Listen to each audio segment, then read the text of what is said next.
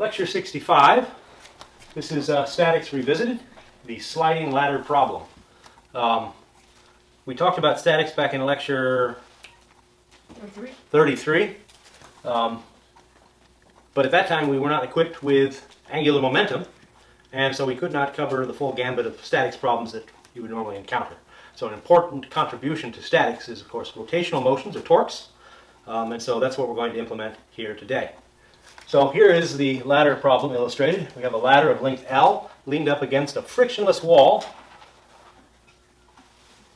and positioned onto a very rough surface floor, so there's friction on the floor, and that prevents the ladder from sliding down as you climb up it.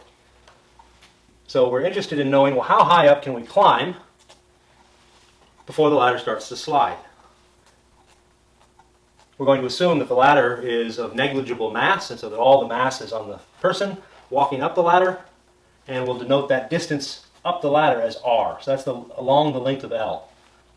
So what are the forces that are involved here? Well, there's, of course, the normal force on the floor that's keeping the ladder from falling through the floor. There's the weight of the climber. There's a frictional force.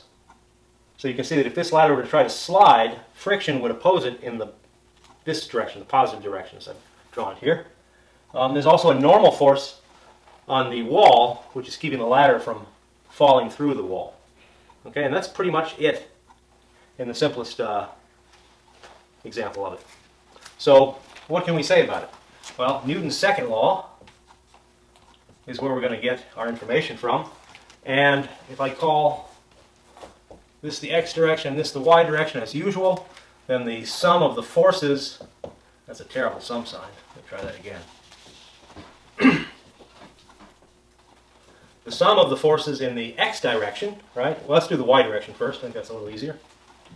The y direction. So what do we have? Well, we've got the normal forces in the positive direction, so that's in1. And then we've got the weight of the climber, which is in the down direction, the minus y direction, so that's minus mg. And since it's the ladder and the climber are neither going vertically upwards or vertically downwards, these forces are balanced. And this implies that N1 is equal to mg. Where m, of course, is the mass of the climber, right? So that's the sum of the forces in the y direction. What about the x direction? Well, in the x direction, what do we have?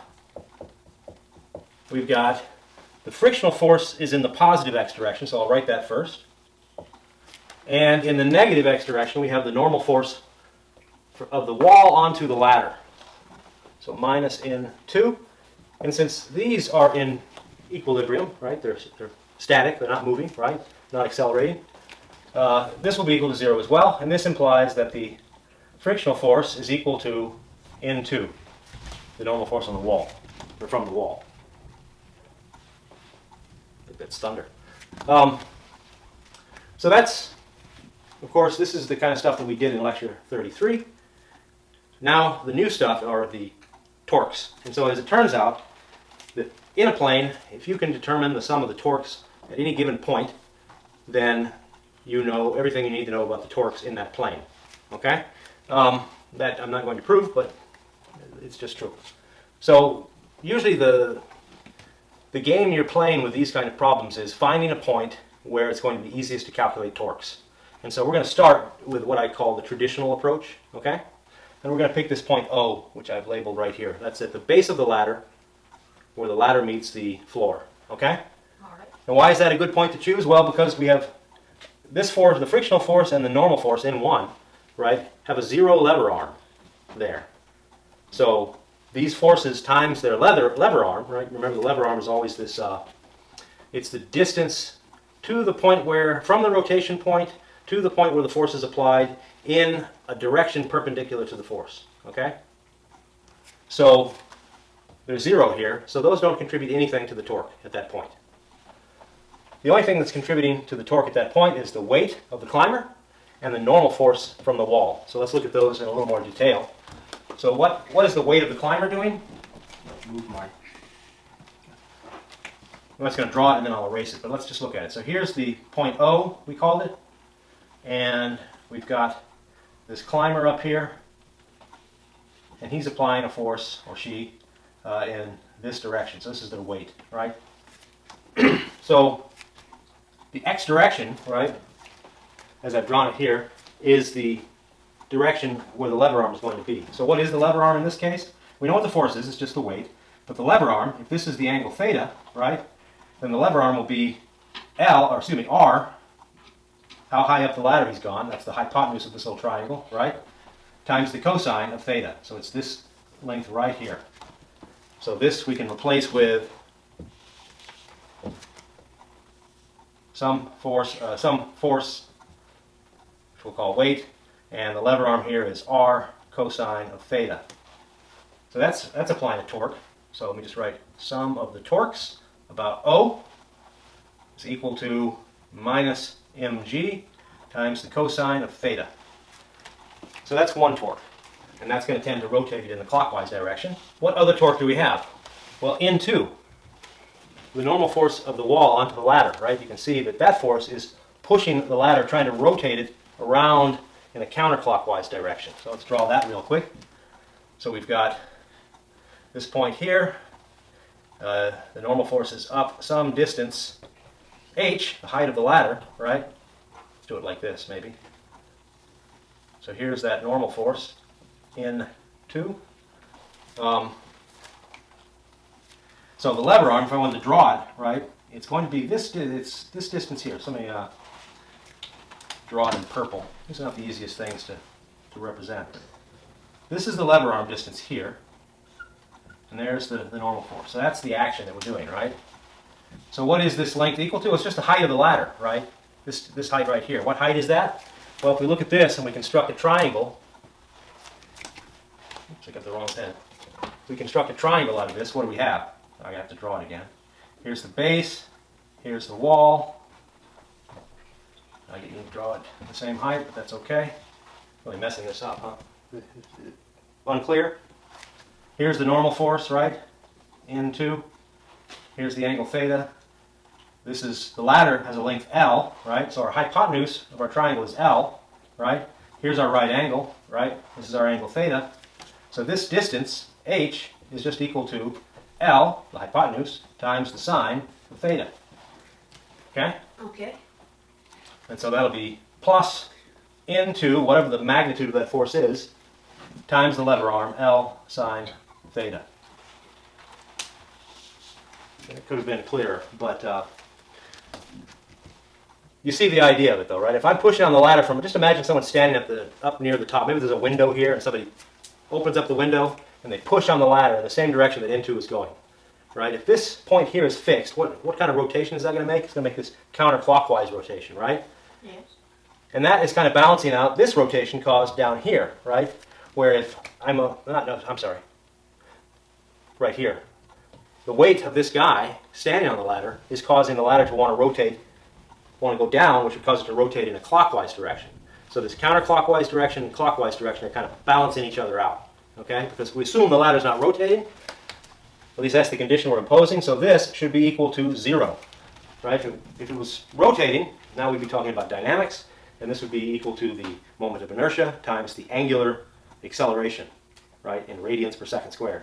But we're assuming that it's not accelerating, it's not rotating, okay? And so this angular acceleration is 0, and so this plus this has to equal 0, which means that N2 L sine theta is equal to mg cosine of theta, okay?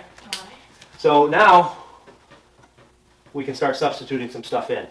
So what should we do first here? Well, what is N2 equal to? Well, N2, as you recall, is equal to F, right? So I can just replace that with F, right? Oh, wait a minute. Let me try write that again. F, that's the frictional force, right? Yeah. But remember that friction is equal to the, and this is static friction, it's equal to the coefficient of static friction times the normal force at that same point. So that's mu sub s times n1. So let me write that over here maybe. F is equal to mu sub s times n, is n1, yes, n1, okay?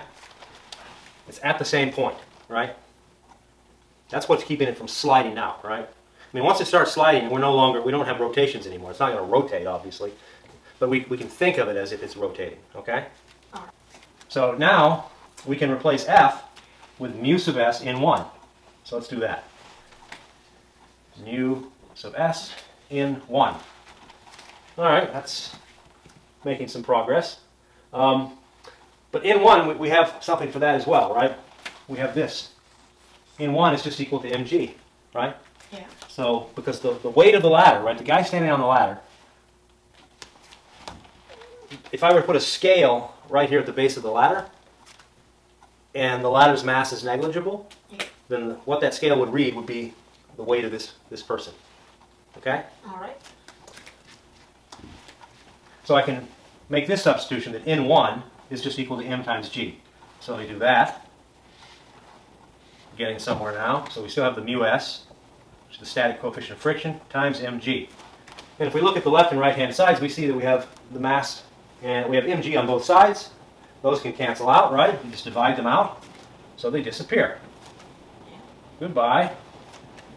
All right, what do we have that we can do now? Let me just check something here. I'm missing a lever arm here somewhere, aren't I? Ah, yes. I completely forgot the lever arm on this guy here. My bad. So this cosine theta, this should have been minus mg cosine theta times, or r cosine theta. Apologize for that. R cosine theta. I got confused because r is what I had intended to solve for, and I didn't see it in my equations, and so that was what was causing me some confusion there. R. My bad. Okay. That's just the lever arm, right? So we had just like we had the lever arm here, L sine theta, that's just the height of the ladder, right? Yeah. But for the weight of the climber, right, that torque is created by a lever arm of r cosine theta, as I explained before. I just forgot to write again. Okay, good. Now we can solve for r, because that's what we want to know. We want to know what is the biggest r this guy can have. How far up the ladder can he go? Okay? Okay. So we'll solve for r. What do we get? We get r is equal to, well, dividing the cosine theta out, right? That'll be sine theta over cosine theta. That's going to give us a tangent of theta, right? Yeah. And we'll just have this mu sub s L tangent of theta. So there we have it. Mu sub s L tangent of theta. So a bigger coefficient of friction, right, Yeah. will give us a larger r, right? R needs to be less than or equal to this. If it's bigger than that, right, then it's going to start sliding. So it needs to be less than this. Okay, so we want a big static coefficient of friction, a long ladder. Okay, what about the tangent of theta? Who remembers what the graph of the tangent of theta looks like? If I were to graph it. Remember, it has a vertical asymptote at 90 degrees, or pi over 2, right? That's where you get the sine of theta. The sine of 90 degrees is 1, but the cosine of 90 degrees is 0. And so 1 divided by 0 is undefined. So we'll have an asymptote at 90 degrees, or pi over 2. It'll look like this, right? At 0 degrees, what is the tangent? Well, the sine of 0 degrees is 0, so it's 0, right? At 45 degrees, which is halfway in between here, right? The sine of theta and the sine of 45 degrees and the cosine of 45 degrees are both equal, right? Yeah. So the tangent will be 1, right? So we'll write 1 in here, like this. Put that here. So we're going to get some kind of...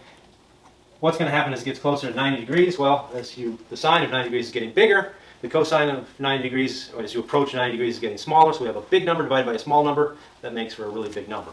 So what's it doing? It's doing this, right?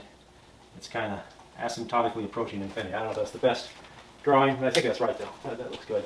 It's going to approach infinity as the angle approaches 90 degrees. Okay? So the closer to 90 degrees you are, that makes the right-hand side really big. Okay? If you've got a big right-hand side, it gives you a lot more range on the left-hand side, right? Yeah. So that means you really don't want to fall. You know, make that ladder as vertical as you can. Okay? It's going to be less likely to slide. Yes? Yeah. Other things you can do is you can use a longer ladder, or you can use a rougher floor, right? The rougher the floor is, like a good coarse cement driveway, for example, is going to make for you can accommodate smaller L's and smaller angles. Right? Smaller angle means more leaning, like this, right? Yeah. Yeah. Would you want to do it on an ice rink? No, that would be bad, very bad. Okay, so that's one way to look at the problem. Let me show you another way to solve this problem that may be easier. It's certainly more instructive, I think. Okay, so let's look at a slightly different way to do this problem that may be easier. Think of this as a kind of a geometrical way to do the problem. So, obviously the sum of the forces in the x and y direction are going to stay the same. I should have left some portion of that up, but I erased it unfortunately. What I want to change about it though is my point of rotation, okay? So what I want to do is these two forces down here I'm going to construct. Anytime you have two forces acting at the same point, you can always add them together to create kind of a composite force. Right? Imagine if you had two tractors with chains tied up to a stump, right? And you want to know, well, which way is it going to pull the stump? Well, which way are the two tractors oriented? If you've got, one headed this way and one headed, 30 degrees this way, the net force is going to be something like this. That's the direction the stump is going to go, right? Yeah. Maybe having grown up on a farm, I always think of tractors. So my examples are probably biased in that sense, but we're going to take this N1 and this frictional force, I guess I should put N1 over here maybe, and this frictional force, F, and I'm going to create a composite force out of that. It's going to point in some direction. I'm going to call this F1, okay? F1.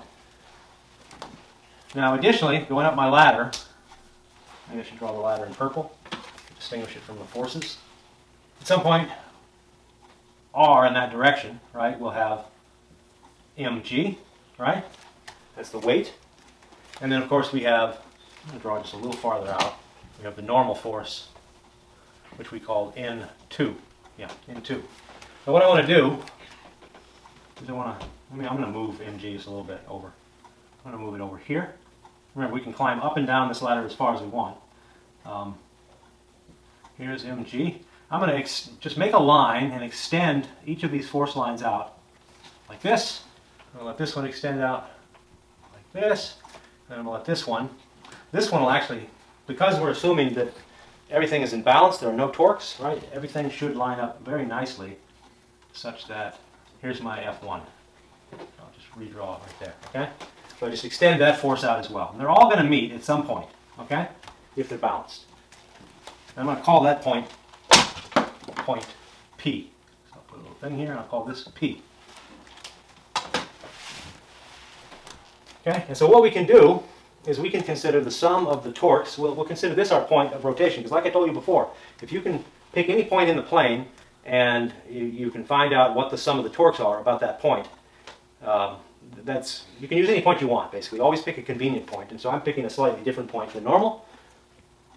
Before we used the base of the ladder, now I'm using this kind of artificial point out in space. It's at the intersection of these three force lines, okay? All right. Now, since N2, right, what's the lever arm for N2? Well, it's 0, right? Yeah. Same thing with the weight, mg. The same thing with F1, okay? So, but that's the interesting concept. Since the sum of the torques about the point P for F1, let me just write that here. Sum of the torques about point P is equal to 0, right? That means that F1, well, times the lever arm, let me write that explicitly. I have to write F1 out in full detail. So the little force F, right, the frictional force, right, what's its lever arm? Well, it's a force, it's acting in this direction, it's got this lever arm here, right? How far is it from here to here? Do you see this distance I'm talking about? From the point P to here? That distance is just the height of the ladder, isn't it? Yes. Just h. The h was L sine theta, right? So write L sine theta, and of course times F. That frictional force times L sine theta. Now what about this force here, N1? Right? If we take that up here and we say, what is this lever arm? This is the lever arm for N1 right here. See it? Yeah. What is that distance? Well, it's the same as this distance if I make a triangle here, right? And this is the angle theta, right? This distance is the same distance, right? What is that distance? Well, that's just r. That's the distance up the ladder the guy's gone, times the cosine of theta. So N1 times r cosine of theta, and that's equal to 0, right? So that means that frictional force F times L times sine theta equals N1 R cosine theta. I can make the same substitutions as before, right? Replacing F with mu sub S N1, right? Times L times the sine of theta equals N1 R cosine theta. And here N1 is just going to cancel out, right? By N1, it's gone. Just divide those two out. I get exactly the same thing I had before. If I solve for R, I get that R has to be less than or equal to mu sub S L times the tangent of theta. Far fewer steps, though, in this case. Well, I don't know, far few. That's an exaggeration. It's a little simpler. But what's really nice about it is you can now try to play with this in your mind. Imagine this person who's walked up the ladder a distance R, moving higher. What happens to this point P? It shifts this way. What's F1 going to do? It's going to kind of bend down, right, to meet that point, right? Yeah. That means that the component of F1 in the direction of the frictional force is getting bigger, right? That means you need a bigger frictional force. You see? Yeah. So if we imagine, a vertical ladder, right? Then the F1 that we would get, so here I'll write vertical ladder. That's terrible. Let me try this again. Let's do vertical ladder, right? So that's the ladder's nearly straight up, right? Our F1 is going to look like very close to going straight up, which means that the frictional force is small and the vertical, so here's the normal force, right? That's N1, and the frictional force is small, right? It's the purple there. If I had a nearly horizontal ladder, right, so that's very low angle, right? Because I could write it here. Theta approximately 90 degrees. Here we have theta approximately 0 degrees. What does F1 look like in this case? Well, it's very close to horizontal, right? Which means that the normal component of it is small and the frictional component is very large, right? So you need a very large frictional component to balance out the torques if your ladder is nearly horizontal. But if you think about this and you just imagine moving this point where the man stands, or the woman, either one, stands, down the ladder, up the ladder, you can see how F1, to meet this intersection point, P, right, will change. Okay? Yeah. And the part of that, it's like you can see that the coefficient of static friction, right, is proportional to the cotangent of the angle. Okay? Alright. So that's a geometric way to think about it. Sometimes this way is preferable if the geometries of the setup are more complicated. You can just find this nice point at which everything must balance, and you can usually simplify the problem a bit. And so I think that wraps it up for angular momentum and torques. We'll move on next week to Kepler's laws. This is Kepler's observations based on Tycho Brahe's very detailed observations of the positions of the planets over the course of his life. He was an excellent eyeball astronomer and got very precise data for the positions of the planets, and Mr. Kepler was very interested in knowing about Mars in particular, and so he came up with 3 laws that Newton later used to devise his law of universal gravitation, and so we'll get to that as well. I haven't yet figured out how much time we're going to spend on each little bit, but I'm going to do it entirely geometrically, I think, for the most part. Well, okay, that's not entirely. I'm going to do it largely geometrically so that I can demonstrate this, and I hope I'll be able to do that. So that's it for now.